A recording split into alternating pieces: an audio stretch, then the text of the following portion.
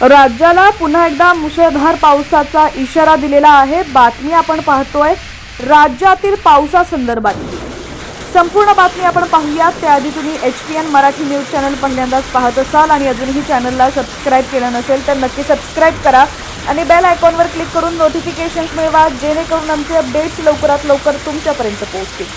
तर राज्यभरात पावसामुळे नदी नाले दुथडी भरून वाहत असून पाणी पुरवठा करणाऱ्या धरणांमध्ये समाधानकारक पाणीसाठा जमा झाला। त्यातच पुढचे काही दिवस राज्यात पावसाचा इशारा देण्यात आलेला आहे। राज्याच्या विविध भागांमध्ये मागील काही दिवसांपासून जोरदार पाऊस सुरू आहे। ठिकठिकाणी उसळलेल्या नद्यांच्या धरणांच्या पाण्याचं अकराळ विक्राळ रूप पाहायला मिळत आहे। त्यातच आता पुन्हा एकदा राज्यात मुसळधार पावसाचा इशारा देण्यात आलाय। विविध जिल्ह्यांना हवामान विभागानं अलर्ट दिलाय, त्याचाच थोडक्यात आढावा आपण घेऊयात। तर मुंबईमध्ये आज रविवारी पावसाचा जोर ओसरला असला तरी मुंबईसह कोकणात येत्या 2 दिवसात अतिमुसळधार पावसाचा इशारा दिलाय। रायगड, रत्नागिरी, सिंधुदुर्गसह या भागातील विविध ठिकाणी पावसाचा ऑरेंज अलर्ट जारी करण्यात आलाय। मुंबईसह उपनगरात हवामान विभागानं जोरदार पावसाची शक्यता वर्तवलेली आहे। पुणे, सातारा, कोल्हापूर जिल्ह्यातही मुसळधार पावसाचा अंदाज आहे।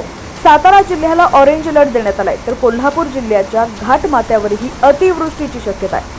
कोल्हापुरात पंचगंगा नदीनं धोक्याची पातळी ओलांडली असून धरण क्षेत्रात होणारा पाऊस लक्षात घेता नदीच्या पाणी पातळीत आणखी वाढ होण्याची शक्यता आहे। त्यामुळे नागरिकांना सतर्क राहण्याच्या सूचना देण्यात आलेल्या आहेत। विदर्भातील अमरावती, अकोला, नागपूर, वाशिम, यवतमाळ, चंद्रपूर आणि गडचिरोली जिल्ह्यात तुरळक ठिकाणी पावसाचा अंदाज आहे।